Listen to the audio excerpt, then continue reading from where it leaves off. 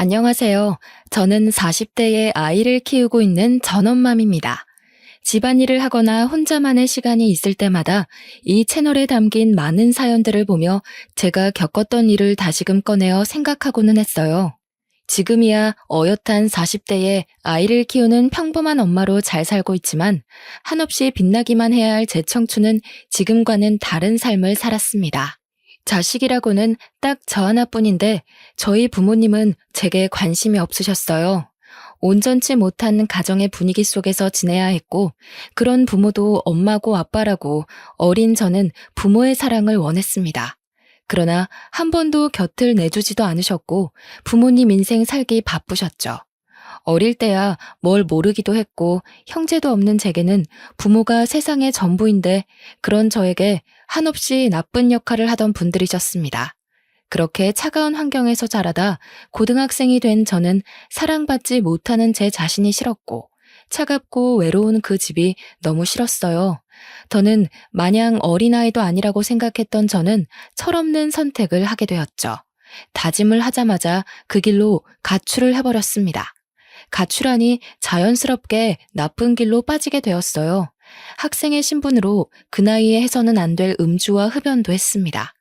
제 자신에 대한 자존감이 없다 보니까 이렇게 망가지는 것만이 제가 할 수 있는 일이라고 착각을 했던 것 같아요. 더 슬프고 웃긴 건 제가 가출을 했는데 행방을 찾지도 않더라고요. 왜냐면 제가 가출한지도 모르셨습니다. 어떻게 부모가 이럴 수 있지? 라는 생각이 드시죠? 저도 제 아이를 낳아보니 더욱 저희 부모란 사람들이 이해가 안 가더라고요.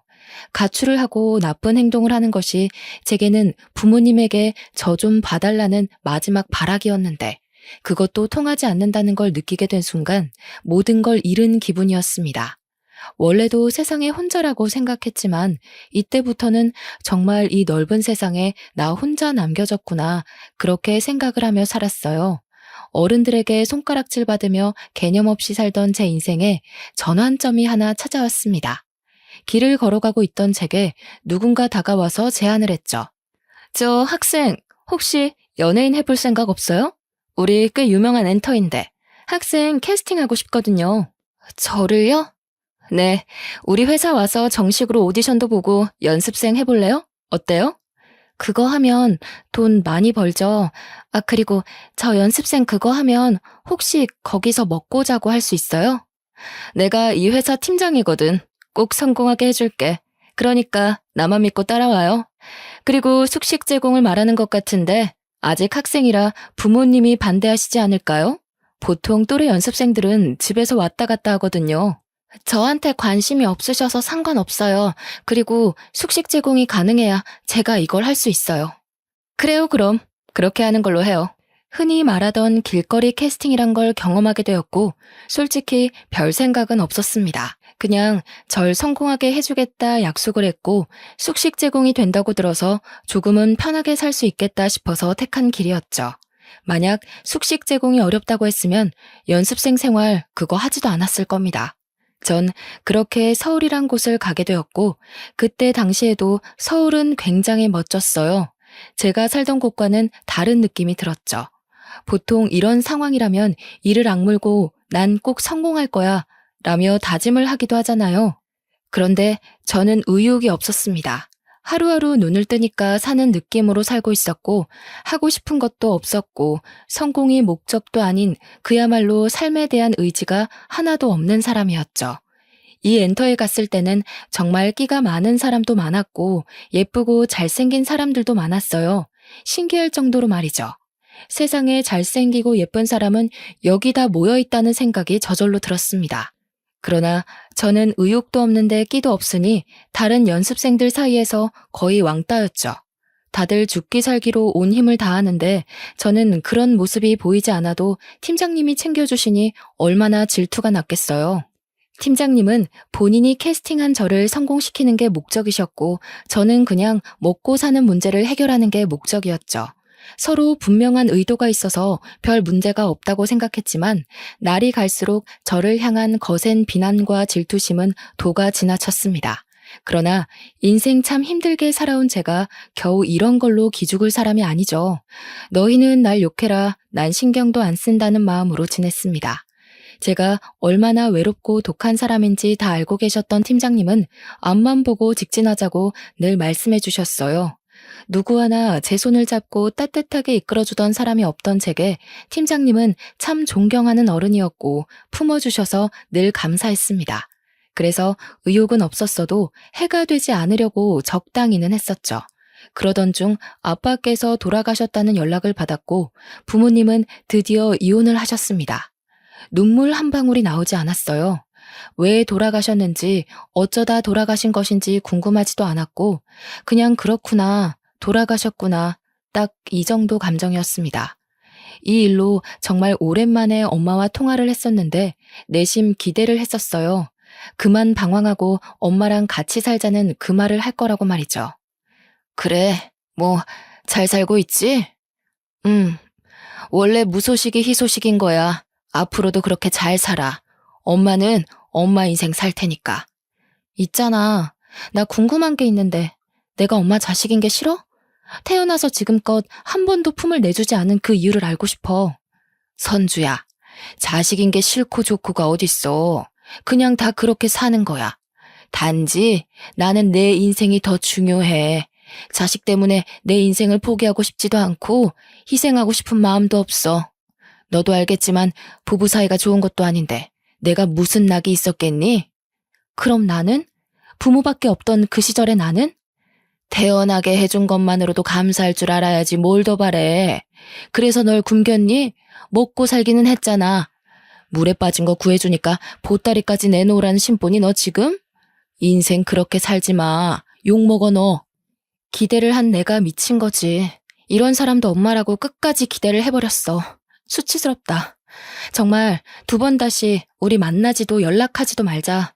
아빠처럼 죽었다고 연락받게 하지 마. 엄마 죽어도 난 안 가. 너 알아서 해.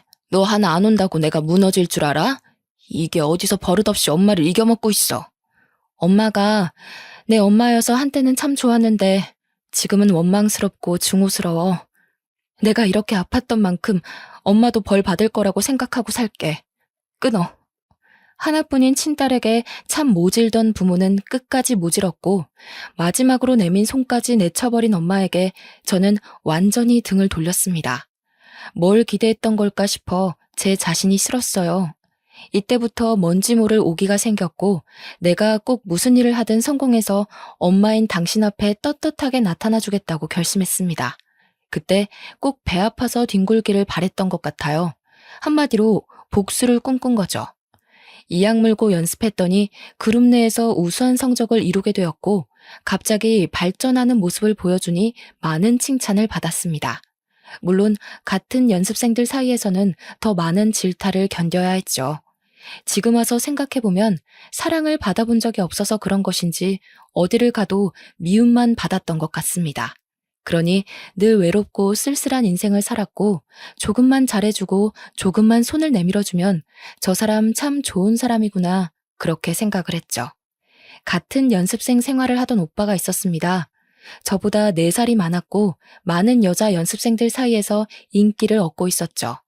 그런데 그 오빠는 늘 혼자서 질타를 받는 제 곁을 묵묵히 지켜줬고 전 그 따뜻함이 낯설게 느껴지다가 시간이 지나니까 사랑하고 싶었습니다.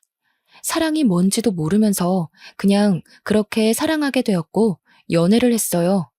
당연히 같은 연습생들끼리 연애를 회사에서는 반대를 했었고 비밀리에 쉬쉬하며 만나다 결국 들통이 났습니다. 그 이후 저희 두 사람은 이전보다 더 힘든 시간을 견뎌야 했어요. 쓴소리를 정말 많이 들었습니다. 성태야, 선주야, 지금 너희가 연애할 시간이 어딨냐? 어? 다른 애들은 1분이라도 더 연습해서 어떻게든 데뷔하겠다고 난린데 너희는 뭘 믿고 그렇게 여유로운 건데? 죄송해요. 그렇지만 연애를 한다고 해서 연습 소홀하게 한 적은 없어요. 선주야, 말은 똑바로 하자. 솔직히 너 다른 애들에 비해서 간절하지도 않은 거 나도 알고 있는데 계속 이런 식이면 우리도 곤란해. 요즘 세상이 예쁘다고 다 되는 것도 아니고 둘 다 명심해. 봐주는 건 여기까지야. 둘이 관계 얼른 정리하고 너희 본분에 집중해. 결국 실장님께 따로 불려가서 남자친구와 저는 이런 말을 들었습니다. 많은 생각이 들었어요. 저는 연습생을 굳이 하고 싶지 않았으나 숙식 제공이 되니까 했던 거고 먹고 살 길이 없으니 선택했던 길이지만 남자친구는 본인이 이루고 싶었던 꿈이었습니다. 본인이 꿈이 코앞으로 다가왔으니 쉽게 포기하기가 어려울 텐데 남자친구는 저를 선택했고 저도 그런 남자친구를 선택했어요. 안 그래도 너무 힘들었던 연습생 생활이라 하기 싫었는데 차라리 잘된 일이라고 생각했죠. 저는 회사에서 숙식 제공을 해줬지만 남자친구는 본인의 힘으로 작은 반지하 원룸에서 지내고 있었습니다. 연습생 생활을 포기하면서 당연히 모든 지원은 끊겼고 저는 남자친구가 지내는 곳에서 함께 지내며 별일을 다하며 돈을 벌었어요. 그때는 그게 최선이라 생각했고 아마 다시 돌아가도 같은 선택을 했을 거지만 지금 와서 생각해보면 참 철이 없었죠. 제 모든 선택에는 늘 부모에 대한 원망과 증오가 있었고 그렇기 때문에 난 이렇게 된 거야 라며 합리화를 했던 것 같습니다. 남자친구와 살면서 카페에서 아르바이트도 해봤고 식당에서 설거지도 일도 했고 고깃집, 공장, 편의점 등등 별일을 다 했어요. 제 힘으로 돈을 벌면서 점점 통장에 돈이 쌓이니까 재미가 들렸고 더 열심히 일을 해서 돈을 벌고 또 모았습니다. 남자친구도 열심히 일을 해서 돈을 벌었어요. 반지하 원룸에서 사는 게 절대 쉽지 않아서 하루라도 빨리 지상으로 이사를 가고 싶었습니다. 늘 습하고 곰팡이 냄새가 가득하던 그곳의 냄새는 꽤 오랜 시간이 지났는데 아직도 잊혀지지 않아요. 뭔가 제게 그 반지하는 많은 의미를 줬던 곳인데 제 힘으로 얻은 것도 아니긴 했지만 가장 바닥인 반지하에서 스스로 시작해서 점점 올라가 보자라는 의미가 있었습니다. 힘들었지만 쉬지 않고 일했고 그 결과 3층짜리 1.5룸으로 이사를 했어요. 날아갈 듯 기뻤고 너무 행복했습니다. 남자친구와 함께 지내던 이 순간이 제 인생에서 가장 따뜻했고 안정되던 시기였죠. 늘 제가 우선이던 남자친구가 있었기에 아무리 힘든 일을 해도 힘들지 않았고 이렇게 살다가 더 돈을 많이 모으면 결혼을 하자고 그렇게 약속을 했습니다. 그렇게 하루하루 행복이 뭔지 사랑이 뭔지를 느끼면서 살고 있는데 제게 자꾸 모르는 번호로 연락이 왔어요. 한두 번은 그냥 무시했는데 계속해서 오길래 한 번 받았습니다. 여보세요? 이제야 전화를 받네. 한선주 씨 맞죠? 대체 왜 전화를 피하지? 누구세요? 누구신데 자꾸 전화하세요? 내가 그쪽 투자까지 해주려던 투자자예요. 근데 이제야 알았거든요. 데뷔가 코앞인데 왜 그만둔 거예요? 대체 내가 지원이고 뭐고 다 해주려고 했는데 그랬으면 당신 인생이 달라졌을 건데. 네? 투자자요? 전 들은 말이 없는데요. 그렇겠지 당연히. 한선주 씨 회사에서 내가 투자한 걸 말하면 돈을 떼줘야 할 테니까 굳이 알려주지 않았겠지. 아니, 이럴 게 아니라 우리 한번 만나죠. 내가 이쪽으로 투자한 사람들은 무조건 대성했거든. 난 보는 눈이 있다고. 꼭 연예인이 아니더라도 방법은 있으니까 우선 만납시다. 의문의 남성에게 받은 전화는 무언가 꺼림칙했습니다. 저에 대해서 너무 자세히 알고 있어서 정말 투자자인가 싶기는 했지만 이미 저는 그쪽 생활을 접었기 때문에 더는 연관도 없다고 생각하고 무시를 했어요. 그런데 사람 마음이라는 게 참 간사하죠?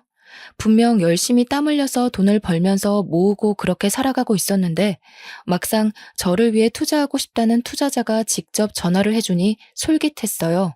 나이가 들수록 현실을 깨닫게 되긴 한 거죠. 이렇게 한 푼, 두 푼 모아서 언제 집다운 집을 사고 결혼을 할 수 있을까라는 현실이요. 결국 저는 그 투자자라는 사람의 연락을 다 받지 않다가 결국 제가 걸게 되었습니다. 여보세요? 한선주예요. 저를 만나고 싶다고 하셨죠?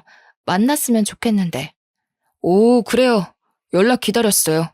그러면 지금 있는 곳 알려주면 차 보내줄게요. 그거 타고 편하게 와요. 아니요. 주소를 알려주시면 제가 갈게요. 허, 경계심이 상당하네요. 뭐 그럼 그렇게 해요. 문자로 주소 보낼게요. 네. 전화를 끊자마자 주소가 왔고 받은 주소로 갔습니다. 솔직히 가면서도 수많은 생각을 했어요. 왜냐면 연습생 생활을 하면서 스폰서 관련해서 들은 것도 있기 때문에 설마 이 사람도 제게 그런 걸 원하는 건 아니겠지 싶었습니다. 그래서 그걸 확인하기 위해서는 한 번쯤 직접 만나봐야 했죠. 어렵사리 만나게 된 투자자라는 분은 얼핏 봐도 경제적으로 여유가 넘쳐 보였고 딱 아빠뻘 정도쯤 돼 보였습니다. 어색함과 떨리는 마음이 공존해서 쭈뼛거리는 제게 인자한 미소와 말투로 긴장감을 풀어주려 노력하셨죠. 이야, 한선주 씨, 반가워요. 실물이 훨씬 아름답네요. 역시 내 안목이 틀리지 않지. 긴장을 많이 한 것 같은데 우선 딱 까놓고 먼저 말할게요. 그래야 안심할 것 같네. 난 한선주 씨한테 다 해줄 수 있어요. 금전적인 모든 지원을 싹 다 해줄 건데 혹시 생각하는 그런 건 원치 않으니 걱정 마요. 아, 네. 솔직히 이해가 안 가서요. 지금은 연습생도 아니고 데뷔할 마음도 없는데 왜 저한테 모든 지원을 해주신다고 하는 거죠? 왜 안 해요? 본인의 길인데. 대신 그쪽 회사에서 많은 사람들 사이에서 어렵게 가지 말고 내가 소개하는 엔터 쪽에서 편하게 갑시다. 나는 엔터 쪽 사업에 투자를 많이 하는 사람이고 매우 진지해요. 한선주 씨 한 명 제대로 투자해서 잘 키우면 내가 보는 이익이 많지. 당장은 손해처럼 보여도 말이야. 저 남자친구도 있고 동거도 하고 있어요. 이런 제가 연예인이 되면 소문이 꼬리를 물지 않을까요? 그런 세탁쯤이야. 우리가 늘 하는 거니까 걱정 마요. 언제까지 그렇게 구질구질하게 살 거예요? 기분 나쁠 수 있지만 이미 어느 정도 조사는 해서 대충 상황은 아는데 한선주 씨는 그렇게 살 사람이 아니에요. 그러니 잘해보자고요. 의욕도 없던 연예계 일을 다시 시작하라는 투자자의 제안이 결코 나쁘지 않았어요. 저를 완벽하게 밀어줄 것 같다는 느낌이 확 들었고, 심지어 저렇게 만나고 나서 당일에 바로 저에게 500만 원을 입금해 주셨습니다. 이게 무슨 돈이냐고 했더니 품위 유지비라며 이미지 관리를 지금부터 할 거라고 하셨죠. 제게 몇백에서 몇천에 가까운 돈을 매달 서슴없이 주셨고 말 그대로 제 품위를 유지하라며 특별히 뭘 시키지도 않으셨습니다. 연습생 생활을 할 때는 죽으라고 연습하고 또 연습했는데 그것도 시키지 않으셨어요. 당분간은 이미지를 만드는 게 우선이라며 말이죠. 그러다 보니 전 쉽게 만지는 그 돈들을 펑펑 쓰고 다녔고 투자자가 이유 없이 주는 고가의 선물들과 고가의 차까지 당연하다 생각하고 받았습니다. 이렇게 살다 보니 누가 봐도 제가 변한 게 보이고 고가의 물건들이 집에 쌓이고 있었죠.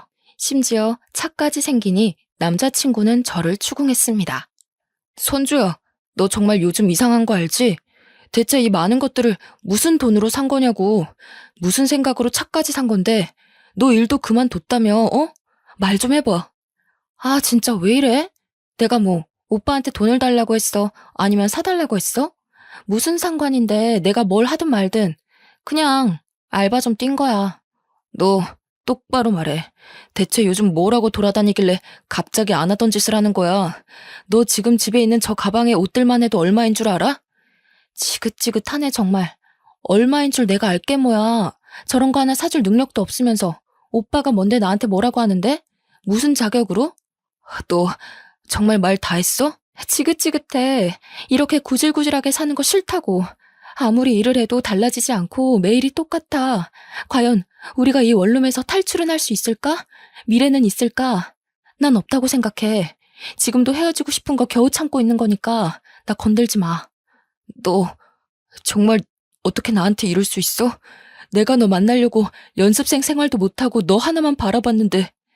남자친구는 진심으로 저를 사랑해줬던 참 좋은 사람인데 제가 돈에 눈이 뒤집히니 그런 남자친구가 보이지 않았어요. 컵 하나를 사는 것도 소중했는데 이제는 궁상맞게 느껴졌고 그냥 남자친구와의 모든 생활이 지긋지긋해졌습니다. 저는 결국 투자자에게 요구를 했습니다. 저 선주인데요. 집 하나만 마련해 주실래요? 그래. 뭐 오늘? 내일? 근데 갑자기 왜 남자친구랑 헤어지게? 네, 헤어지려고요. 이제 정리해야죠. 언제까지 이렇게 살겠어요. 그래, 아주 잘 생각했네. 바로 내일 나와 사람 보내줄 테니까. 짐 정리도 하지 말고 사람 시킬 거니까. 이렇게 말 한마디면 집이 하루아침에 생길 정도로 제게 세상이 너무 쉬워진 거예요. 투자자에게 집을 요구한 후 남친에게 헤어지자고 말했습니다. 저를 붙잡고 많이 울었지만 그 모습도 보기 싫다며 저는 그 집에서 나와 호텔에서 하루를 묵었고 다음날 투자자가 마련해준 집으로 떠났습니다. 제 짐은 알아서 옮겨주신다고 했는데 시간 맞춰 가보니 다 옮겨져 있었고 제가 상상한 이상으로 너무 좋은 집이라서 놀랐습니다. 전 그냥 아무리 좋아봐야 투룸 정도겠지 생각을 했는데 서울에서 이름 좀 있는 곳으로 집을 구해주셨어요. 그곳에서 살다 보니 마치 제가 정말 부자라도 된 마냥 거만해졌습니다. 이때부터는 연습생 생활을 슬슬 시작하기도 했어요. 예전만큼 저를 힘들게 굴리지 않아서 좋았고 살살 연습시키다 제가 힘들다고 하면 쉬게 해줬습니다. 한마디로 저를 위해 모든 게 굴러가는 느낌이 들었고 그걸 이용해서 아주 거만하게 살았죠. 투자자는 제게 말도 안 될 정도로 지원을 해줬기 때문에 사실 저는 돈에 대한 아쉬움이 없었습니다. 심지어 돈이 얼마나 벌기 어려운 건지 느낄 틈도 없이 쓰기 바빴죠. 그렇게 흥청망청 돈 쓰는 재미로 살던 중 헤어진 남자친구가 찾아왔어요. 이 주소를 알 수가 없었을 텐데 너무 당황스럽더군요. 뭐야? 어떻게 알고 여기까지 온 거야? 선주야, 무슨 관계인지 뭔지는 묻지 않을게. 다만 난 진심으로 걱정돼서 그래. 그 사람이 널 평생 책임져 줄 수는 없잖아. 지금이야 너가 이렇게 다 누릴 수 있다고 해도 평생은 아니잖아. 그리고 무엇보다 이렇게 사는 건 정말 아니야. 선주야, 너 왜 그래 정말. 부러우면 그냥 부럽다고 해. 내가 어떻게 살든 내 인생이니까 신경 쓰지 말아줄래? 우리 헤어진 사이인데 내 뒷조사를 한 것인지 뭔지는 모르겠지만 나에 대한 관심 자체를 꺼줄래? 내가 사랑하는 여자가 망가져가는 모습을 어떻게 보고만 있어. 나한테 다시 안 와도 괜찮아. 아니, 바라지 않아. 그렇지만 예전에 너답게 살아가줘, 선주야. 내 마지막 부탁이야. 웃기고 있네. 나다운 게 뭔데? 난 지금 이 모습이 가장 나다운 모습이라고 생각해. 그러니까 제발 참견 말고 너나 잘하고 사세요. 남자친구는 절망에 빠졌고 전 그 사람을 비웃어주며 집으로 들어왔습니다. 이때까지만 해도 웃겼어요. 헤어진 전 남자친구 주제에 무슨 자격으로 제게 이래라 저래라 하는지도 모르겠고 어떻게 여기까지 찾아와서 저러는 건가 싶었습니다. 평소와는 다르게 너무 과한 감정이 느껴졌어요. 과하게 화가 났고 과하게 어이가 없었습니다. 그때는 몰랐지만 지금 생각해보면 정말 사랑했던 사람 앞에서 부끄럽고 창피했던 거죠. 남자친구의 말을 무시한 채 여전히 저는 사치를 부리면서 살았고 그야말로 완전 다른 인생을 살고 있었습니다. 그러던 중 어느 날은 투자자가 호텔로 저를 초대했어요. 간혹 투자자와 함께 좋은 곳에서 뭘 먹거나 호텔에서 회의를 하거나 하는 경우가 있었기에 대수롭지 않게 생각하고 갔습니다. 심지어 이날 가게 된 그 호텔이 서울에서 세 손가락 안에 꼽히는 곳이고 VIP룸에서 회의가 끝나면 그 방에서 하루를 묵으라고 하셨거든요. 그래서 설레는 마음으로 갔습니다. 약간 평소랑 달랐던 건 투자자가 그날따라 표정이 어딘가 묘하게 달랐어요. 왔어? 밥은 먹었니? 아니요. 회의 끝나면 룸서비스 시키려고요. 룸서비스? 좋지. 어떻게? 내가 지원해주는 삶을 살아보니 좋지? 전에 만난 그 친구랑 살았을 때랑 비교가 안 될 건데. 그치? 그렇죠. 근데 오늘 회의 주제는 뭐예요?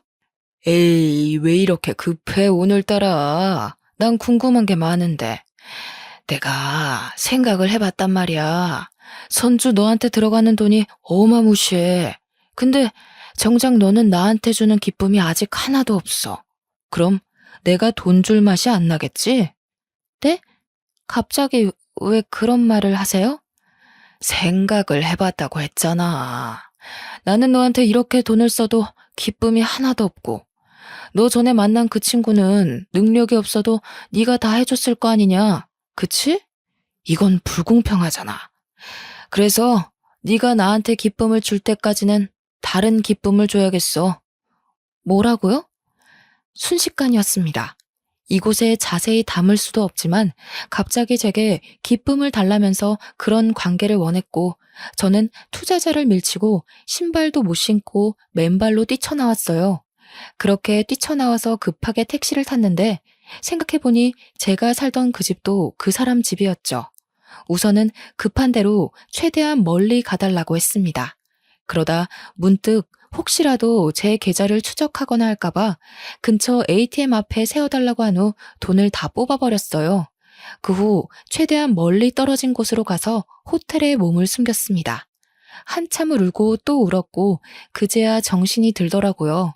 핸드폰 전원도 꺼두고 무서워서 아무것도 못한 채 호텔 방 안에만 숨어 지낸 지가 일주일쯤 되었을 때 저도 생각이 어느 정도 정리가 되었습니다. 모든 걸 내려놓고 정신 차리고 살아야겠다고 말이죠. 일주일 동안 자책을 너무 많이 했고 저 자신이 너무 한심해서 말로 다 설명할 수도 없었지만 살고는 싶더라고요. 그래서 용기를 내 핸드폰 전원을 켰는데 투자자에게 미친 듯이 연락이 와 있었습니다. 보니까 내용이 그랬어요. 기쁨도 주지 않고 도망만 친 저를 용서할 수 없다며 죽을 때까지 쫓을 거니 멀리 도망쳐 보라는 협박성 문자들이었습니다. 이외에도 본인 소나기에서 벗어날 방법을 알려주겠다며 그동안 지원받은 모든 것들을 다 내놓으면 놔주겠다고 했죠. 한참을 고민하던 끝에 용기를 내 투자자에게 직접 전화를 걸었습니다. 저예요. 지금 이게 뭐 하는 짓이에요? 애초에 계획한 내용과는 전혀 다르잖아요. 당신 멋대로 계약 위반해놓고 이제 와서 지원한 거를 갚으라고요? 웃기지 마세요. 선주야, 내가 늘 말했잖아. 어딘가에 사인할 때는 꼭 자세히 읽으라고. 너 그 계약서 제대로 안 읽었구나. 거기에 쓰여 있는데 1년 안에 데뷔 못할 시에는 내가 원하는 기쁨을 데뷔할 때까지 주면서 지원받은 걸 갚아야 한다고. 그게 딱 적혀 있어, 선주야. 뭐라고요? 당신 진짜 사람 아니구나. 내가 그럼 너 따위한테 그런 지원을 이유 없이 해줬겠니? 다 이유가 있는 거야. 이제라도 알았으면 몸으로 기쁨을 주던가 몸으로 일해서 갚던가. 뭐 선주 네가 선택해. 대신 오늘 안에 선택해서 대답을 해줘야 해. 안 그러면 어쩔 수 없이 내가 너를 찾아갈 거니까. 이딴 게 어딨냐고. 내가 그 돈을 어떻게 갚냐고. 돈을 못 갚으면 몸으로 갚으라니까. 더러운 놈. 가만 안 둘 거야. 그렇게 투자자와는 전화를 끊었고 답이 없었습니다. 제가 생각했던 것 이상으로 상황은 심각했고 뒤늦게 찾아본 계약서에는 정말 그런 내용이 적혀 있었어요. 아주 깨알같이 작은 크기로 말이죠. 세상에 공짜는 없는 건데 정말 멍청해도 어쩜 이렇게 멍청할 수 있는지 저 자신이 싫었어요. 결국 저는 도망자 신세가 되었습니다. 투자자는 저를 쫓았고 저는 도망 다녔고 그렇게 살았어요. 죽기 살기로 도망쳤는데 투자자는 제게 늘 문자로 그랬습니다. 아이고, 놓쳤네. 이번에도 꼭꼭 숨어라. 머리카락 보일라. 너무 두렵고 무서웠지만 제가 다 저지른 일인데 누굴 탓하겠습니까? 이 와중에 전 남자친구가 자꾸만 떠올랐는데 그게 참 이기적인 거죠. 떠올리는 저 자신이 어이가 없더라고요. 그렇게 헌신적이고 착한 사람을 매정하게 버려놓고는 이제 와서 제가 죽을 것 같으니 떠올리는 것도 싫었습니다. 본인 꿈까지 포기하고 저를 선택한 사람인데 이제 와서 그 사람을 찾아가면 저는 정말 몹쓸 짓을 여러 번 하는 거겠죠. 그렇게 저는 안 돌아다닌 지역이 없었어요. 매일 지역을 바꾸면서 돌아다녔습니다. 더 이상 갈 곳도 없고 떠돌아다니며 도망다니는 것도 너무 지치더라고요. 설상가상으로 돈도 더 이상 없어서 견딜 수가 없었습니다. 다행인 건 정말 깊숙한 시골 동네를 우연히 가게 되었는데 거기서 만난 할머니께서 저를 며칠 동안 그냥 묵게 해주셨어요. 그게 감사해서 할머니 밭일도 도와드리면서 한 일주일을 넘게 있었던 것 같습니다. 그런데 거기까지 투자자가 찾아와서 할머니께 제대로 인사도 못하고 도망쳤고 하필 짐도 제대로 못 챙기고 도망치는 탓에 주머니에 있는 돈이 고작 2만 원 정도였죠. 아마 그 할머니를 추궁해서 제 짐가방을 투자자가 가져갔을 거라 다시 가봐도 의미가 없다는 걸 알았습니다. 결국 노숙이라는 걸 하게 되었고 공원 의자에서 하루를 지새우고 공중 화장실에서도 자고 그러다 정말 씻어야겠다 느껴서 찜질방에 갔어요. 딱 여기서 하루를 보낸 후 숙식 제공을 해주는 일자리를 구해야겠다고 생각을 했습니다. 그간 일자리를 못 구했던 이유가 일하다 도망치면 돈도 못 받고 가게에도 피해라고 생각해서 못했는데 더는 길이 없었죠. 노숙까지 하다 오랜만에 깨끗하게 씻고 컵라면을 먹고 잠이 들었는데 그렇게 개운하고 편할 수 없었습니다. 한참을 곤히 자고 있는데 누군가 저를 흔들어 깨웠어요. 순간 직감적으로 큰일 났다고 느꼈고 두 눈을 번쩍 뜨니까 제 얼굴 앞에는 투자자가 있었죠. 사람이 너무 놀라면 소리도 못 지른다는 말을 이때 실감했습니다. 악소리도 나지 않았고 그저 멍하니 쳐다봤어요. 투자자는 거칠게 저를 끌고 갈 줄 알았는데 잠시 조용한 곳 가서 얘기 좀 하자고 했죠. 그동안 봤던 모습과는 전혀 다른 모습이라 또 경계가 되었습니다. 또 무슨 속셈인데요. 차라리 그냥 때리든 뭘 하든 알아서 하세요. 더는 더 이상 이렇게 못 살겠어요. 미안해요. 내가 오해를 했더라고요. 사실 10년 전에 당신 엄마랑 결혼까지 약속했었는데 알고 보니 유부녀의 애도 있었더라고. 난 그래도 괜찮다고 기다리겠다고 했고 그 여자는 이혼하고 얼른 오겠다고 했었지. 그래서 간이고 쓸개고 돈이란 돈을 다 가져갔어. 딸이 아프네 뭐네 하면서 다 가져가 놓고 다른 남자한테 가버렸거든. 근데 그게 나랑 무슨 상관인데요? 그리고 저 그 사람에 대해서 별로 듣고 싶지 않거든요? 그러니까 이런 사이인 줄 몰랐어 내가. 그 여자가 내 모든 걸 다 빼먹고 도망친 게 너무 열받아서 복수하려고 선주 씨한테 접근한 건데 이번에 알았거든. 둘 사이가 남보다 못한 사이라는 것을. 내가 이걸 진작 알았더라면 선주 씨 괴롭히지 않았을 건데 정말 진심으로 미안해요. 뭐라고요? 그럼 이게 다 결국 엄마 때문에 그런 거라고요? 저한테 나쁜 짓도 하려고 했잖아요. 그것도 엄마 때문이라고 할 수 있어요? 그 여자가 무너지는 걸 보고 싶었거든. 보통 자기 딸을 건드리면 엄마는 다 미치니까.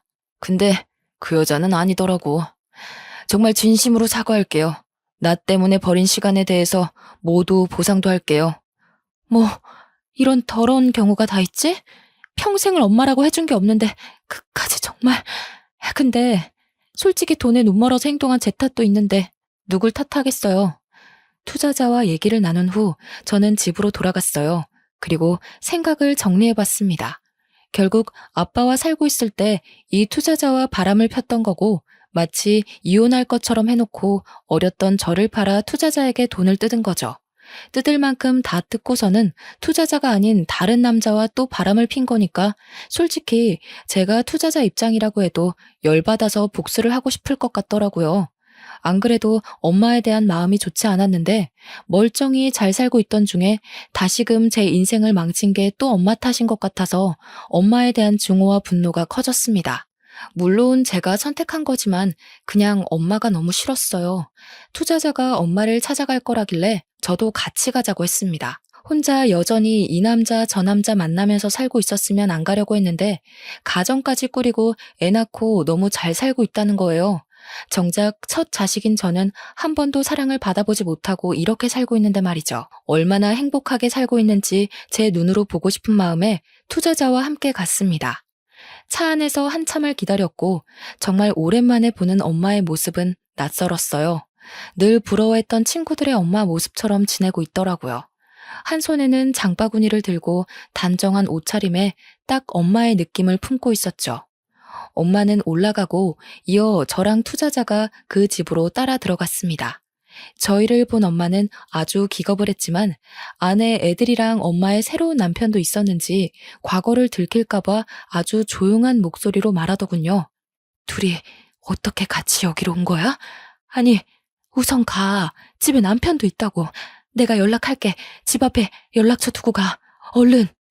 너무 다급해 보이는 엄마의 모습 뒤로 큰 가족 사진이 보였고 너무 행복해 보였어요.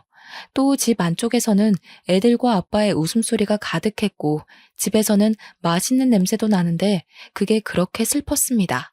저는 그동안 쌓인 모든 분노가 폭발했고 큰 소리로 엄마를 밀치며 집 안으로 들어가면서 말했어요. 엄마, 당신이 처음으로 낳은 딸인 내가 이렇게 멀쩡하게 살아있는데 어떻게 한 번을 보듬어 주질 않아? 그래도 나 어떻게든 이악 물고 살고 있었어. 근데 이젠 하다하다 바람핀 불륜남이 엄마한테 복수하려고 나한테 해코지까지 하게 만들어? 대체 당신이 나한테 해준 게 뭐가 있다고 이렇게 한평생 날 힘들게 하는 거야? 여보, 이게 다 무슨 소리야? 아, 여보, 애들 데리고 나가 있어. 해결할 일이 생겨서. 왜 나가 있어? 저 사람도 알 건 알아야지. 저는 이 사람이 낳은 자식인데 한 번도 품에 안겨본 적이 없는 자식이에요. 이유는 엄마라는 이 사람이 맨날 남자들 만나기 바빠서요. 옆에 이 남자가 그중 한 명이고 단물만 쏙 빼먹고 딴 남자한테 간 게 열받아서 딸인 저를 찾아와서 해코지하려고 했다네요. 너 조용히 못해? 우선 나가자고. 김미연, 이 남자는 얼마 뜯어먹었냐? 너 내가 뒷조사 좀 해보니까 정말 대단하더라. 근데 이 남자랑은 애까지 나온 거 보니까 너도 이제 남자 바꾸는 게 귀찮아서 정착하려고? 야, 미연아. 적어도 사람이면 네 딸은 네가 챙기는 게 맞지 않냐? 저기요. 이 여자랑 하루빨리 갈라서요. 바람 피는 게 습관이고 돈 뜯어먹는 건 취미니까. 그렇게 투자자랑 같이 재혼해서 살고 있는 엄마네 집을 발칵 뒤집었고 이 사실을 몰랐던 엄마 남편은 큰 충격을 받았습니다. 엄마가 얌전한 현모양처인 줄 알았다네요. 남편과 사별을 했고 아래 딸이 있었지만 딸도 같이 죽었다고 말했다는데 그 딸이 멀쩡히 살아있으니 놀랐겠죠. 결국 엄마는 이혼을 당했고 사기 결혼으로 위자료를 많이 물어줬다고 들었습니다. 이후 투자자는 제게 평생 책임지고 지원을 해주겠다고 했지만 무슨 이유이든 제게 나쁜 짓을 하려고 했기에 더는 연락하지 말라고 했어요. 대신 투자자는 제게 살던 집을 명의 이전해줬고 이 세상에 엄마 없어도 잘 살 수 있다며 힘을 주고 떠났습니다. 이후엔 제 힘으로 돈을 벌면서 살았고 아예 타지에서 새롭게 시작했어요. 그곳에서 지금의 남편을 만났고 모든 내용을 다 알고도 지금의 제 모습을 존중해주고 사랑해주는 사람입니다. 결혼은 절대 못할 줄 알았는데 남편은 제가 못난 모습을 보이면 따끔하게 말해주기도 하는 인생에 참 도움이 되는 사람이에요. 제가 많이 사랑하고 존경하는 그런 사람입니다. 아껴주는 시부모와 남편 덕분에 가족이 뭔지를 느끼면서 하루하루 살고 있어요. 사랑이 고파서 한없이 엇나갔던 한심한 저 자신을 가끔 떠올리면서 자책하고 후회하면서 더 열심히 살아가려고 아직도 노력하고 있습니다. 저를 정말 진심으로 아껴주고 사랑해줬던 그 사람도 지금 어딘가에서 저보다 훨씬 좋은 사람을 만나서 행복할 거라고 믿어요. 저라는 사람도 이렇게 행복한데 그 좋은 사람이 안 행복할 수 없죠. 생각하면 늘 미안한 존재지만 이제 그만 생각하려고 합니다. 그게 모두에게 예의니까요. 뱃속에 아이가 올 가을이면 태어나는데 다른 건 몰라도 부끄러운 엄마가 아니길 바래서 매일매일 노력 중이에요. 제가 받지 못한 사랑을 태어날 아이에게는 듬뿍 주면서 키우려고 합니다. 한심하고 부끄러운 제 과거를 들추는 게 결코 쉽지는 않았지만 부디 많은 응원 부탁드릴게요.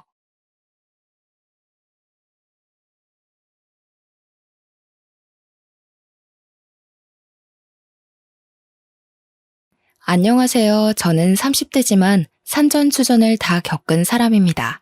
정말 고통스러운 시간이 많았어요. 왜 나한테만 이렇게 불행들이 닥쳐오는 것인지 알 길이 없으니 스스로를 탓하는 시간도 많았습니다. 늘 시련이 가득한 제 인생에 기적 같은 일이 생기면서 그간 힘들었던 마음을 정리할 수 있었어요. 그런 제 사연을 여러분과 함께 나누고 싶습니다. 어려서 아빠라는 사람에 대한 기억 자체가 없었어요. 아빠가 어떻게 생긴 사람인지도 몰랐고 제게 아빠가 있는 건지도 몰랐습니다. 어렸을 때는 호기심에 엄마께 물어본 적이 있죠. 엄마, 나는 왜 아빠가 없어? 내 친구들은 다 아빠 있는데 왜 나만 없는 거야? 은정아, 아빠는 없어. 대신 우리 은정이는 엄마도 있고 할머니랑 삼촌도 이모도 있잖아. 그건 내 친구들도 다 있대. 나만 왜 아빠가 없는 거야? 내가 잘못해서 없는 거야? 그렇지 않아. 아직은 은정이가 너무 어려서 엄마가 말해도 잘 모를 거야. 이건 어른들만 알 수 있는 얘기거든? 그러니까 나중에 우리 은정이 키 더 크면 엄마가 말해줄게. 이날 처음으로 엄마의 눈물을 봤습니다.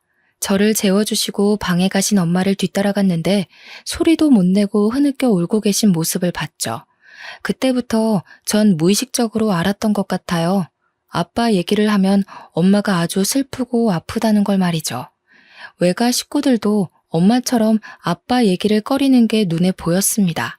그래서 그날 이후 단 한 번도 아빠에 대해 물어보지 않았어요. 저렇게 힘들어하는 건 다 이유가 있다고 생각을 했습니다.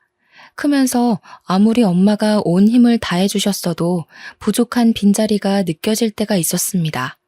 친구들과 함께 분식집을 가서 떡볶이를 먹어도 어제 우리 아빠가 뭐 해줬다? 라는 말만 나오면 저도 모르게 움츠러들었어요. 아빠가 없는 게 결코 제 잘못도 아닌데 영문을 모른 채 지내서 더욱 그랬던 것 같습니다. 차라리 이혼을 했다던가 아빠랑 사별을 했다던가 뭔가 뚜렷한 이유가 있었으면 그렇게 그립지도 않았을 것 같아요. 이런 아픔을 티내지 않고 혼자 가슴속에 간직하며 살던 저는 공부를 곧잘하는 학생이었습니다. 엄마가 워낙 혼자서 저를 힘겹게 키우는 걸 알기에 좋은 성적으로나마 기쁘게 해주고 싶었어요. 학생 신분으로 제가 해드릴 수 있는 게 그것뿐이니 말이죠. 좋은 성적표를 보여드리면 엄마는 힘든 게 하나도 없다며 맑은 미소로 답을 해주셨고 그 미소를 보는 낙에 열심히 공부를 했습니다. 저에게 엄마가 전부인 듯 엄마에게 저도 전부였기에 서로 행복하게 해줄 수 있는 유일한 존재로 살았죠. 그렇게 좋은 성적을 쌓다 보니 대학교 진학을 앞두고 선생님들의 기대가 컸습니다. 진로 상담을 할 때도 손꼽히는 대학에 갈 수 있다며 어디를 희망하냐고 물으셨죠. 그렇지만 저는 대학 진학을 하고 싶지 않았어요. 집 형편을 뻔히 아는데 제가 대학에 가면 돈도 많이 써야 할 테고 그게 부담스러웠습니다. 여태 저 키우면서 고생하신 엄마가 이제 그만 힘드셨으면 했어요. 제가 대학을 가고 취업 준비를 하는 그 몇 년간 또 엄마는 몸을 혹사하며 일하실 게 뻔했으니 말이죠. 온몸 뼈 마디마디가 아프다며 파스를 덕지덕지 붙이고 살면서 딸 하나 잘 키우겠다고 고생하시는 모습 보는 게 더 힘들었거든요. 좋은 성적임에도 불구하고 대학 진학을 포기한다고 하자 선생님들뿐 아니라 엄마께서도 난리가 났습니다. 서로 큰 소리까지 내며 싸웠죠. 최은정, 담임 선생님이 전화까지 왔던데 너 대체 대학을 안 간다는 게 무슨 소리야? 그 성적에 대학을 왜 안 가? 나 취업해서 돈 벌 거야. 공부하고 싶어서 한 것도 아니고 학생 신분으로 엄마 기쁘게 해줄 수 있는 게 공부밖에 없어서 한 거였어. 난 공부를 더 하고 싶지 않아. 너 지금 그게 무슨 말이야? 대학도 나오지 않으면 사회에서 얼마나 따가운 시선을 받아야 하는데 엄마가 왜 식당 일이나 하면서 너 힘들게 키웠는데 배운 게 없어서야 배운 게. 그런 엄마를 보고도 대학을 안 가겠다는 소리가 나와? 대학을 나와도 취업 못하고 한량처럼 사는 사람도 많은데 꼭 가야 할 필요가 있어? 엄마도 모르잖아. 내가 대학 안 가고 성공할지 안 할지. 대학까지 가서 없는 돈 써가며 시간 낭비하고 싶지 않아. 내 뜻 존중해줘.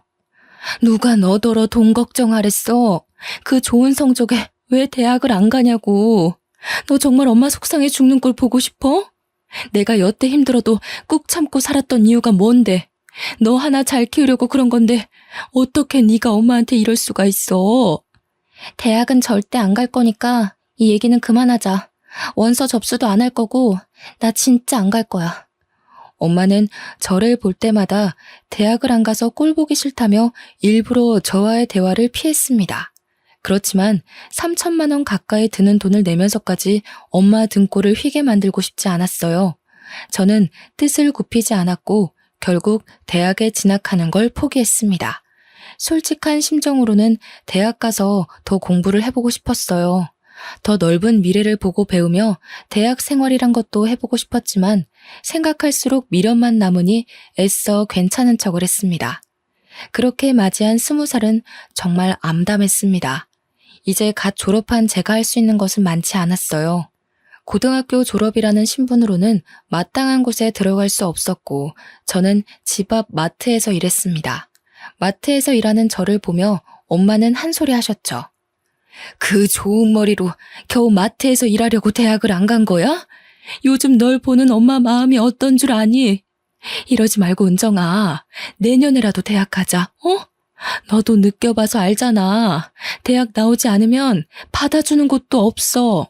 엄마, 그래도 내 돈 내가 벌어서 쓰는 거에 의미를 두고 살 거야. 맡으면 어때?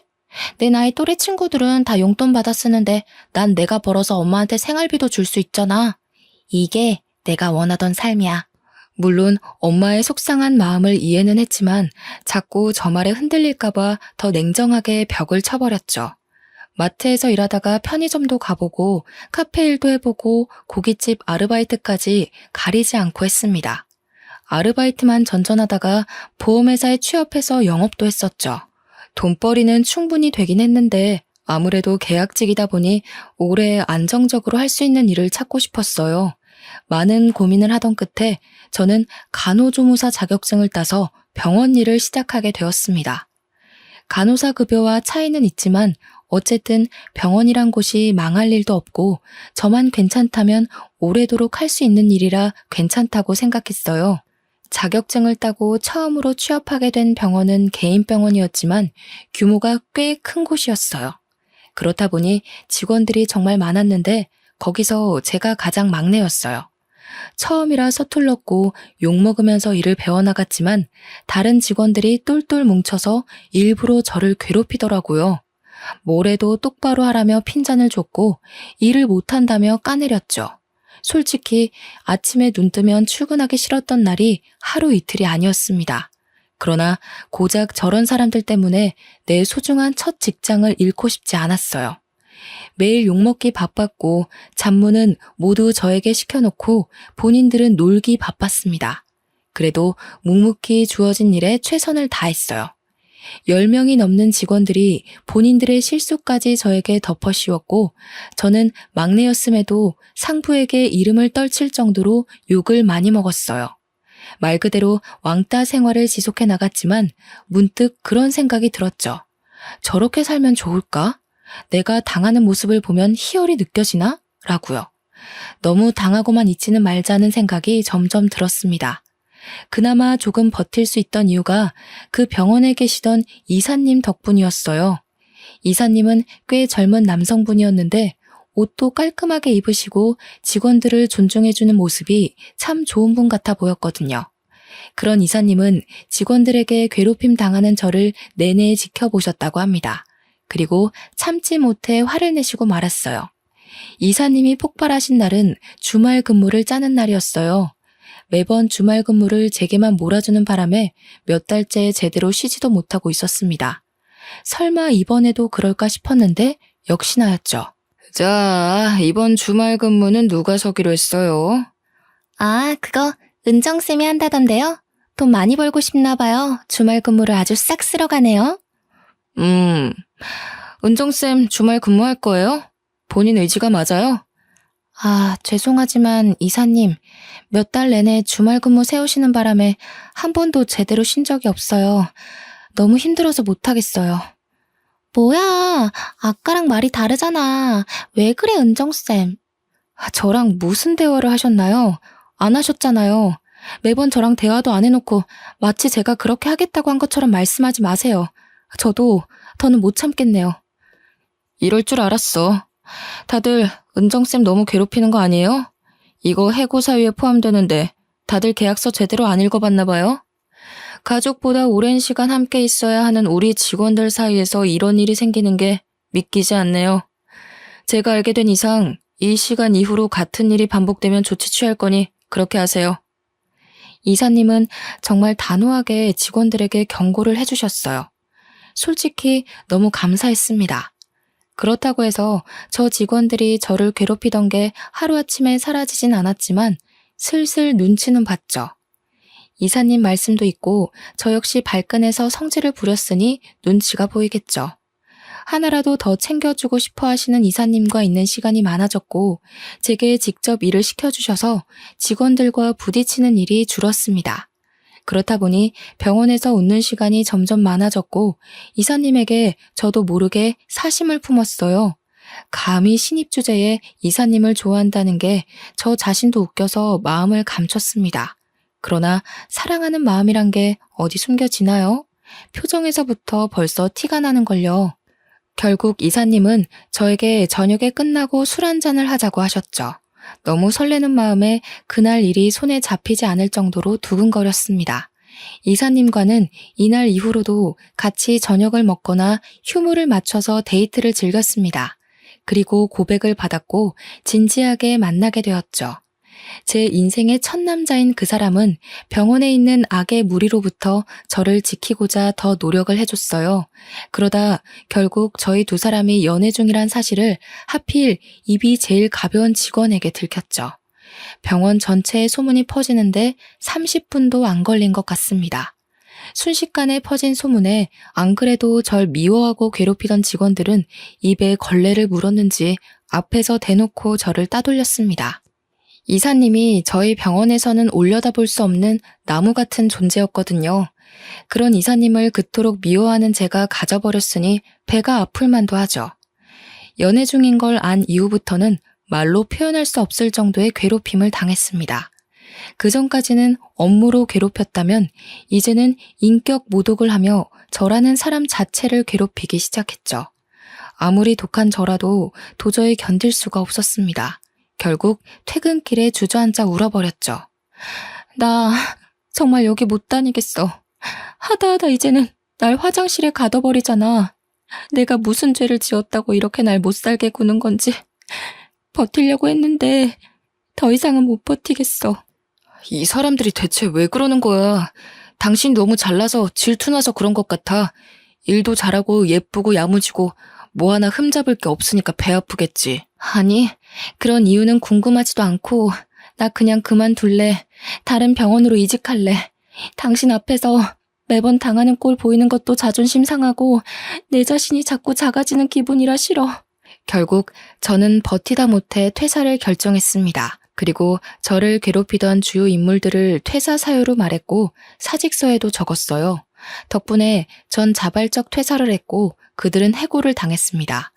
그 후로 속 편히 다른 병원을 알아보며 간만에 휴식을 즐기고 있었어요. 그런데 생각지도 못한 전개로 인생이 흘러가게 되었습니다. 데이트를 하자며 오늘 예쁘게 입고 나오라는 이사님의 말에 예쁘게 입고 나갔더니 어디론가 데려가 저에게 깜짝 프로포즈를 했습니다. 은정아, 나랑 결혼하자. 난 너 놓치면 평생 후회할 것 같아. 아직 당신에게 결혼이 너무 부담스러울 수 있지만 내가 노력할게. 당신 스트레스 받으면서 병원 일 그런 거 안 해도 괜찮고 편하게 집에서 놀아. 나만 믿고. 갑자기 이게 뭐야. 솔직히 고맙기는 한데 나 아직 모아둔 돈도 별로 없고 너무 어린 거 알잖아.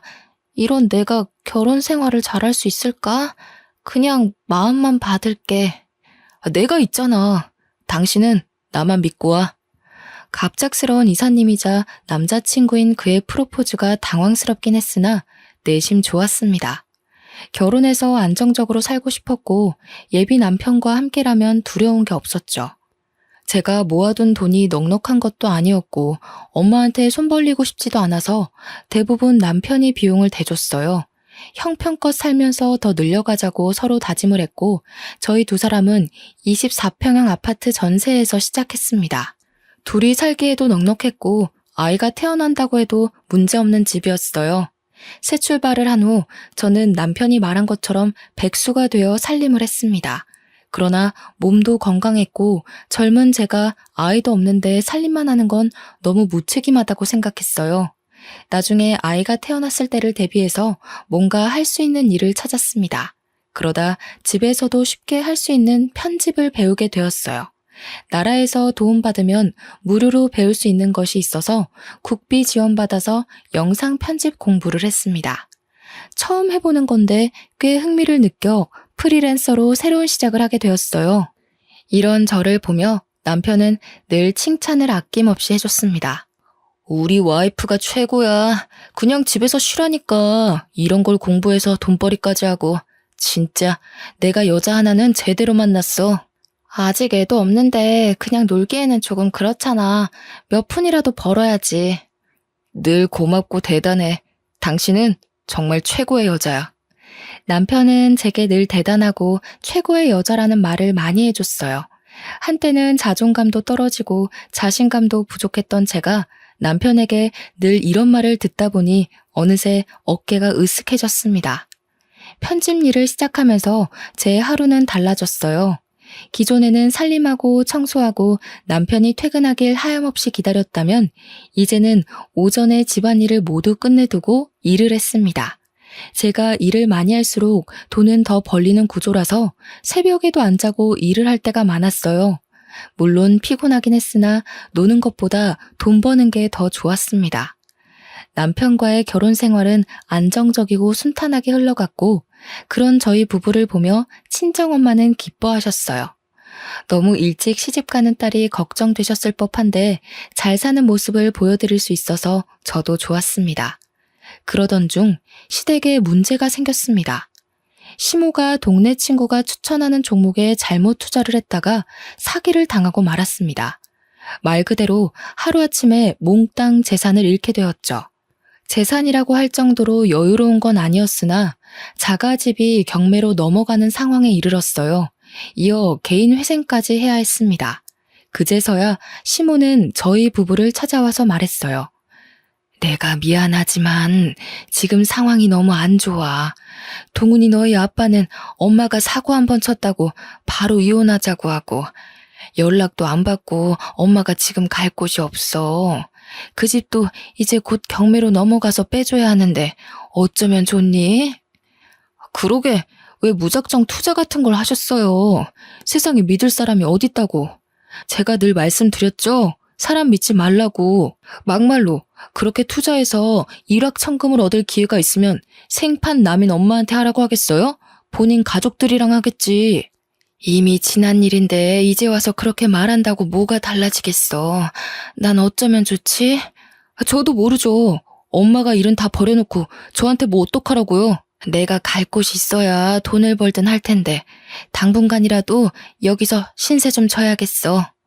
오갈 곳이 없어지자 저희 집에서 함께 살자고 제안을 하는데 솔직히 불편할 것 같아서 싫었습니다. 제가 집에서 내내 일하기도 했고 시모랑 합가하는 건 원치 않았어요. 그러나 상황이 저러니 어쩔 수 없이 합가를 하게 되었습니다. 시모는 분명 저희 집에서 살며 일을 하겠다고 말씀을 하셨지만 여전히 백수 생활을 하며 팔자 편하게 지내셨어요. 몇십 년을 함께한 시부에게 이혼당하고 집도 날려먹었는데 혼자만 천하태평이었죠. 그런 시모를 보는데 대단하다 싶었습니다.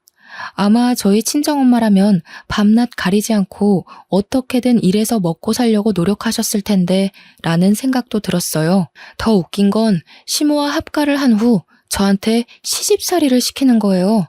본인이 사고쳐서 합가를 하게 된 상황인데 며느리인 저를 몸종 다루듯 부려먹기 시작했습니다. 저 역시 집에서 내내 일을 하고 있는데 시모는 프리랜서로 편집 일을 하는 저를 이해하지 못했습니다. 얘, 또 방구석에 처박혀서 컴퓨터나 하고 있는 거야? 대체 온종일 그 앞에서 뭐하니? 그러고 있으면 뭐 돈이 나와? 어머님, 말씀드렸잖아요. 저도 일하는 거라고요. 여기 앉아서 노는 게 아니에요. 시끄럽고 뭔가 출출한데 잔치국수 좀 말아서 줘봐. 딱 오늘 날씨도 흐린 게 잔치국수가 당기네. 어머님, 저 이거 빨리 해서 넘겨줘야 해요. 그럴 시간이 없어요. 국수 만드는데 얼마나 걸린다고 유난이야. 세상에 너만 일하니? 그럼 시애미인 내가 직접 국수를 말아먹어? 어머님, 제가 이 방에서 일할 때는 그냥 회사에 있다고 생각해 주세요. 회사에 있는 며느리 불러다가 국수 말아달라고 하실 거 아니잖아요. 이게 가만 보니까 너 나 무시하니?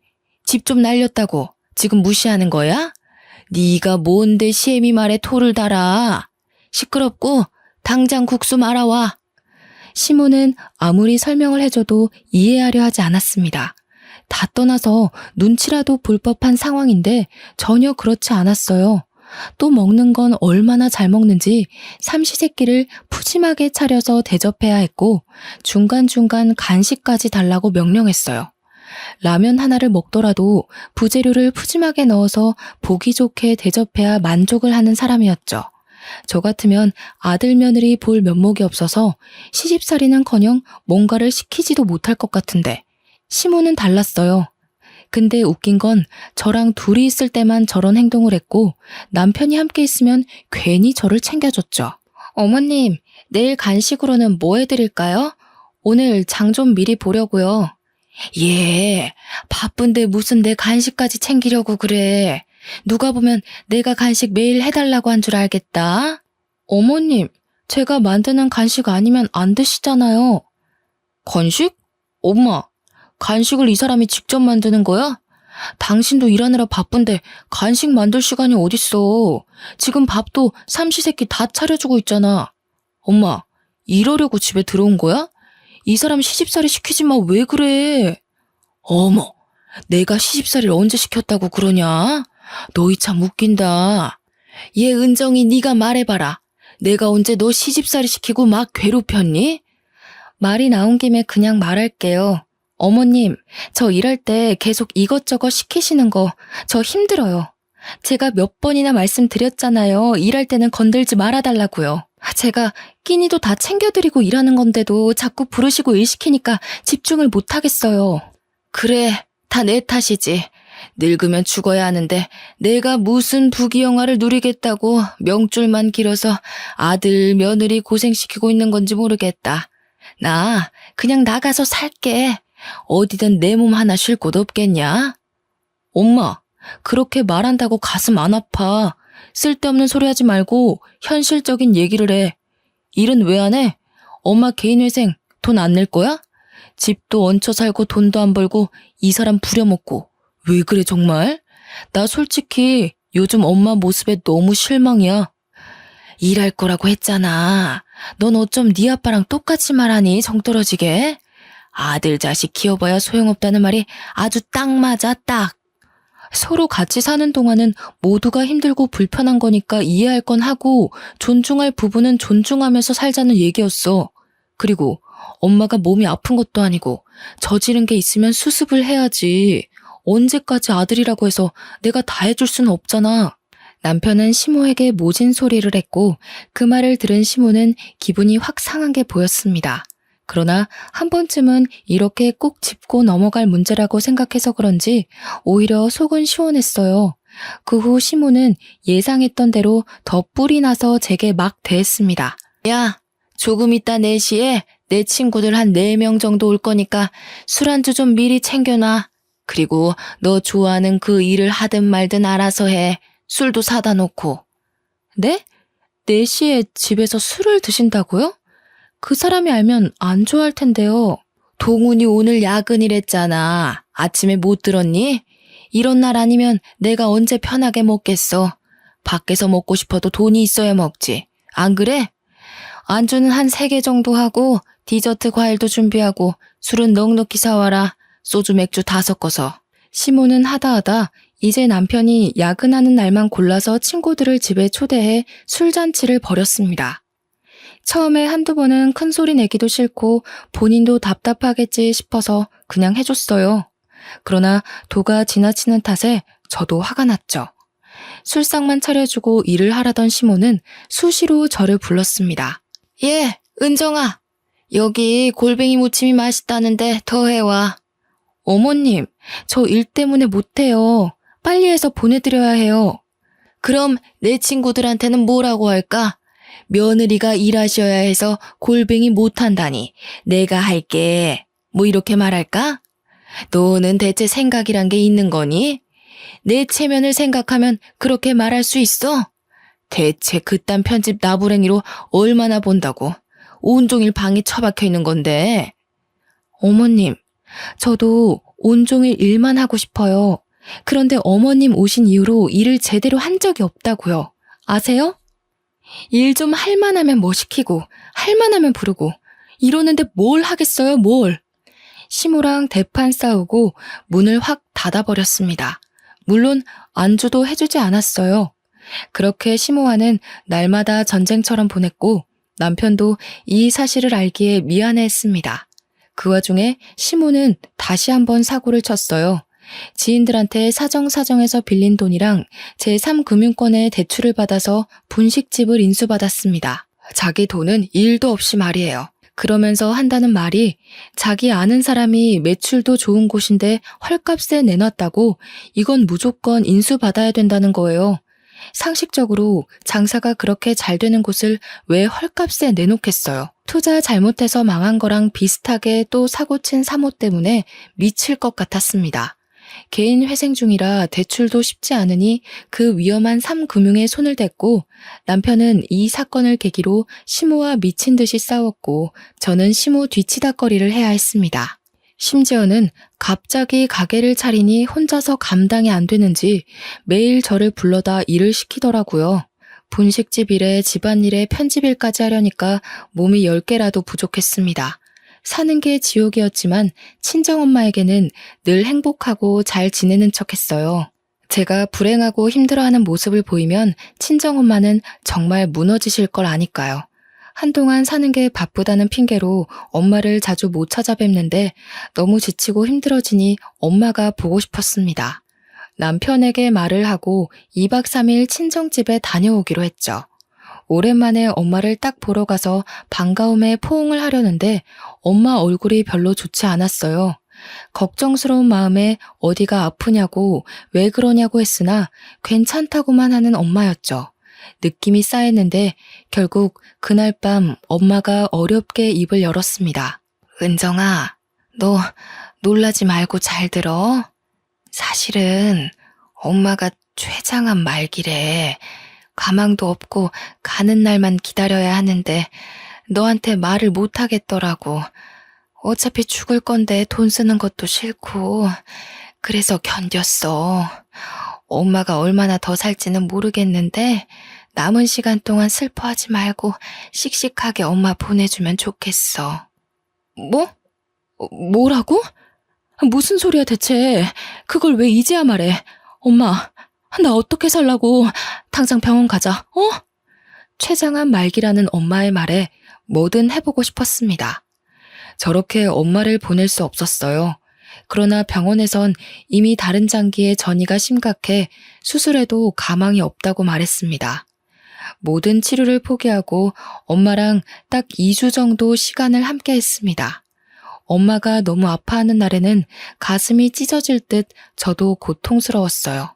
감히 고통이 어느 정도인지 상상이 안 가는데 그 와중에도 딸인 제가 놀랄까봐 마음껏 아파하지도 못하시는 모습이 더 아팠습니다. 처음에는 받아들이기 힘겨웠지만 모든 사실을 알고 인정하고 나니 오히려 엄마에게 씩씩한 모습만 보여드려야지 싶었어요. 눈물이 나도 참았고 애써 웃음 지으며 그렇게 2주를 함께하고 엄마는 가셨습니다. 제 유일한 가족인 엄마가 떠나고 난 후 감정은 이 세상 그 어떤 말과 단어들로 감히 설명할 수 없는 감정이었어요. 그렇지만 가슴 속에 고이 묻고 저는 더 이를 악물고 살아야겠다고 다짐했습니다. 그런데 슬픔에 잠긴 장례식장에서 시모는 비정상적인 행동을 했죠. 육개장에 밥을 듬뿍 말더니 우걱우걱 잘도 처먹더라고요. 아우, 맛있네. 이 집 잘한다. 그렇지? 역시 육개장은 장례식장이 제일 맛있어. 저 깐깐한 게 업체는 잘 선택했나 보네. 아주 꿀맛이다. 그렇지, 아들? 엄마 쉿. 조용히 해. 다 듣잖아. 다른 친척들도 다 모여있는 그곳에서 저렇게 말하는 시모의 태도에 전 눈이 돌았습니다. 목구멍에 그게 넘어가세요? 그렇게 맛있으세요? 그럼 저기 한솥 있으니까 다 쳐드시고 가세요. 당신은 진짜 사람이 아니야, 사람이. 예, 너희 엄마 가시는 길 곱게 잘 보내드려야지. 어디 엄마 장례식에서 소란이야? 교양 없게.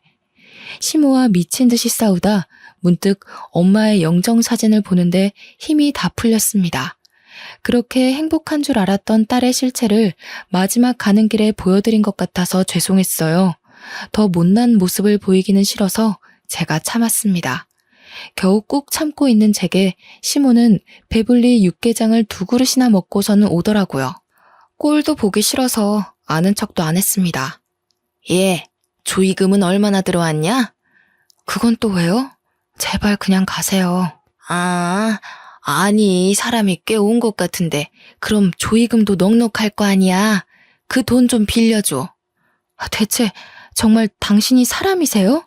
지금 저희 엄마 장례식 중인데 조의금을 빌려달라는 말이 나오세요? 아우, 야, 사람이 태어났으면 다 죽는 거지. 죽는 게 뭐 대수라고 유난이야. 조의금은 돈 아니냐? 돈 빌려달라는 게 잘못이야? 끝까지 미친 짓을 하는 시모의 머리채를 당장이라도 쥐어 뜯어버리고 싶었는데 정말 꾹 참았습니다. 아마 엄마 장례식이 아니었다면 난리가 났을 거예요. 그렇게 겨우 엄마를 보내드렸고 이후 전 시모에게 정이 완전히 떨어진 상황이었습니다. 쳐다도 보기 싫었고 방에 딱 문 잠그고 들어가서 나가지 않은 채 엄마를 회상했어요.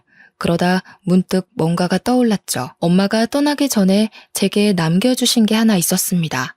그건 사진 한 장과 목걸이 반지 세트가 담긴 상자였어요. 엄마는 제게 그것들을 꼭 쥐어주며 마지막 유언을 남기셨습니다. 은정아, 우리 딸 엄마 간다고 너무 슬퍼 말고 씩씩하게 알지? 그리고 이거 들고 최길수란 남자를 찾아. 꼭 찾아. 엄마, 가긴 또 어딜 가려고 그래.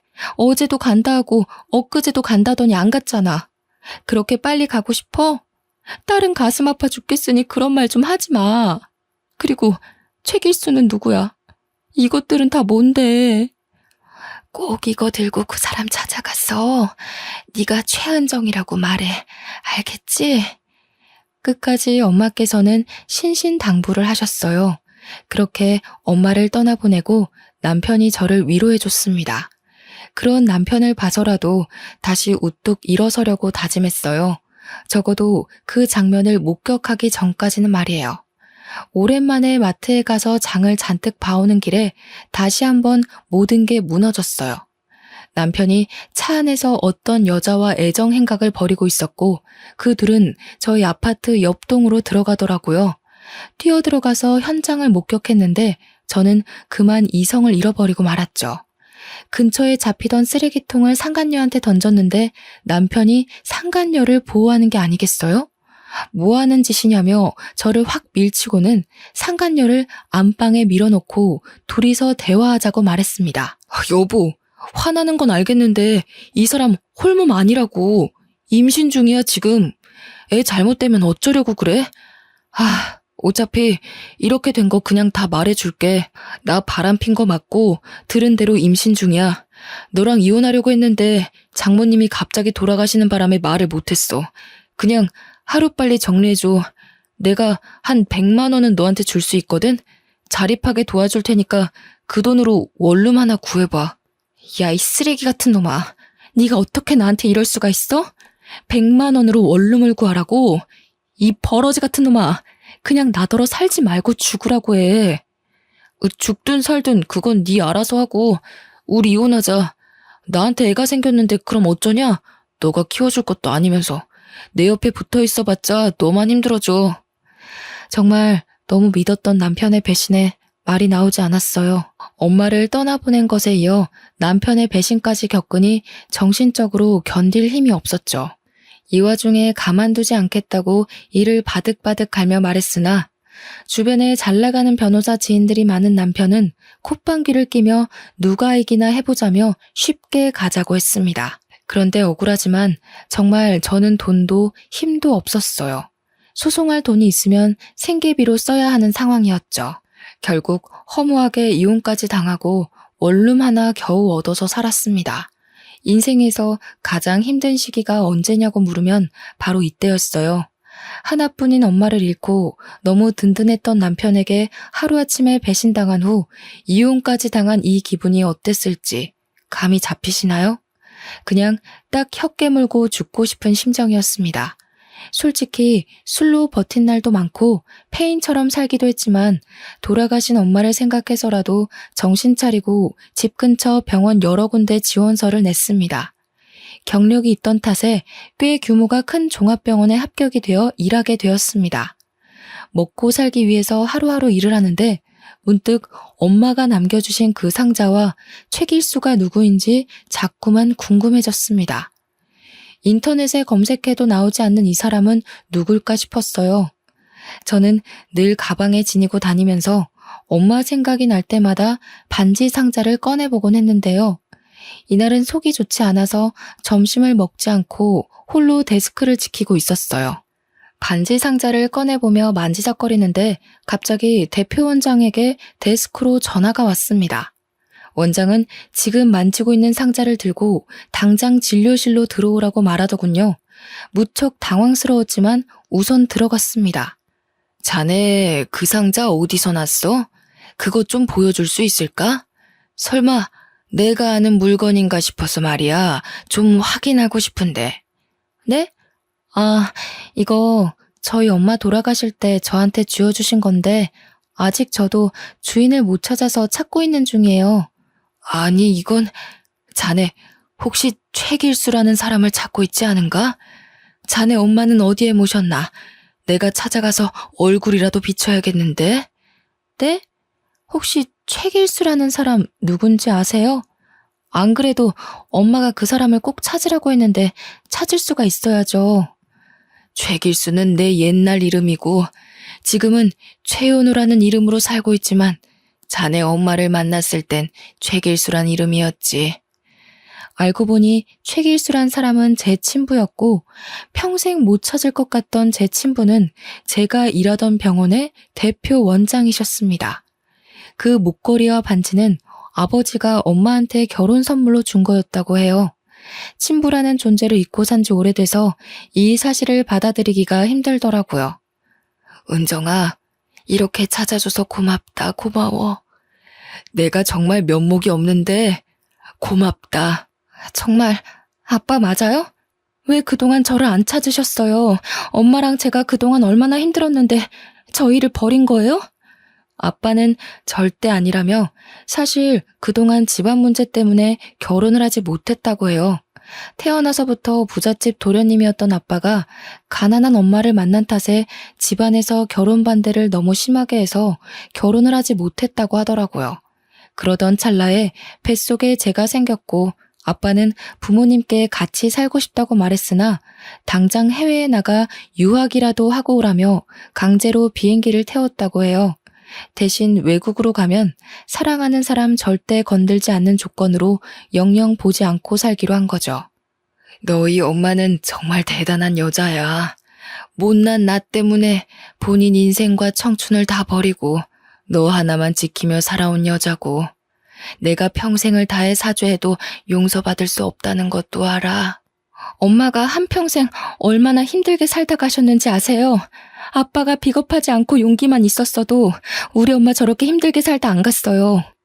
이제 와서 엄마가 다 키워놓은 저한테 돈으로 보상하며 아빠 노릇하려고 하지 마세요. 필요 없으니까. 모든 원망을 처음 마주하는 아빠한테 쏟아버렸고 한참을 오열했습니다.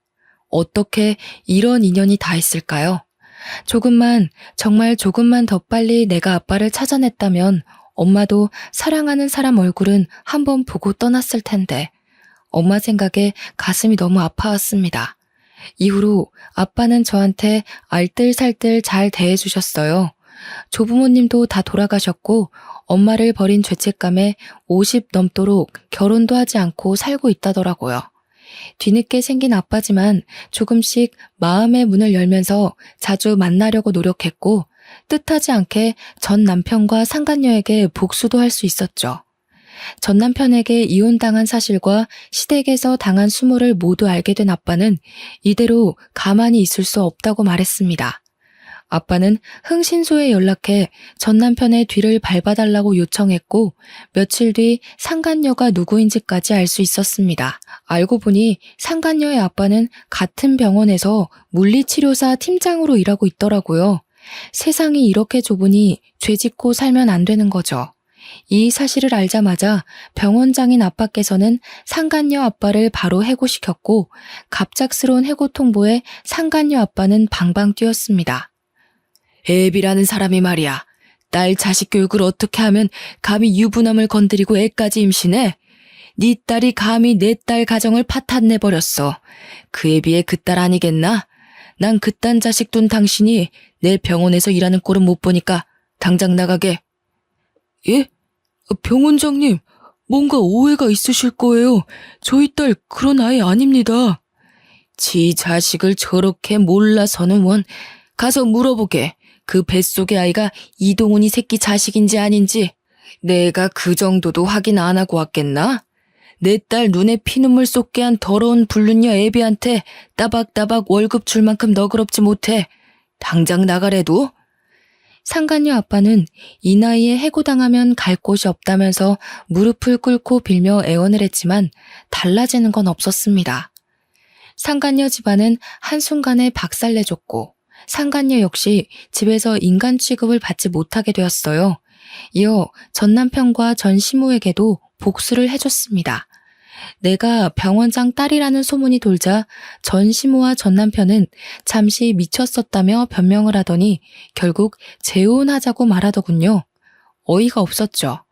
병원장 딸내미 소문이 이렇게 영향력이 큰 줄 몰랐습니다.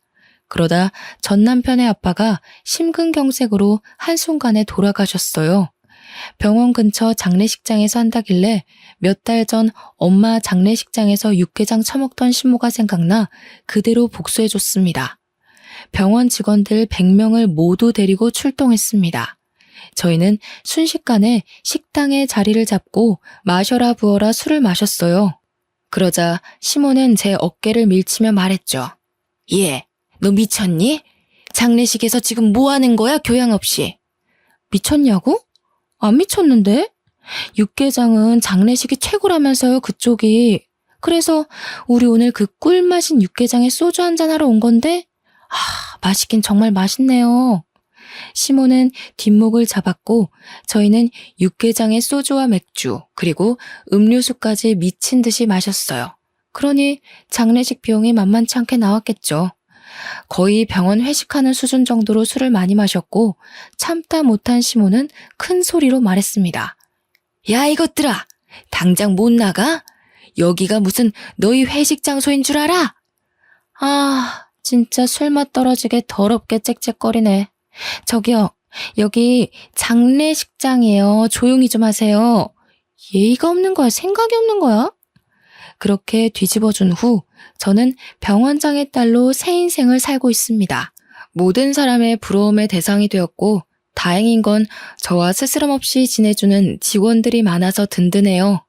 이제 와서 너무 늦었지만 공부도 다시 시작해서 아빠 병원을 물려받을 수 있도록 노력 중에 있습니다. 아빠는 제가 고졸인 게 신경이 쓰이셨는지 강남에 내노라 하는 과외 선생을 전부 불러서 공부를 시켰고 당당하게 의대에 한 번에 붙었어요. 그리고 아빠가 소개해준 인성 좋은 의사와 사귀고 있는 중이고요. 저도 남자라면 치가 떨린 터라 싫다고 했는데도 이 남자는 10년 넘게 지켜봤는데 정말 반듯하고 착한 사람이라며 꼭 사위로 만들고 싶었대요. 그러니 아빠가 원하는 대로 제발 만나달라길래 만났는데 웬걸 얼굴까지 잘생긴 미남이었습니다. 지나간 10년을 돌이켜보면 저한테 이렇게나 많은 일들이 있었네요. 마음 터놓는 친구에게도 말 못하는 제 사정을 여러분께 들려드렸어요. 어떠신가요? 저는 하늘에 계신 엄마가 마지막 가는 길까지 혼자 남은 제 걱정에 아빠를 만나게 해준 것 같아요. 뒤늦게 만난 아빠지만 그 누구보다 저한테 잘해주시려고 하시니 저 너무 행복합니다. 그럼 다들 건강하시고 행복한 날들만 있길 기도하겠습니다. 감사합니다.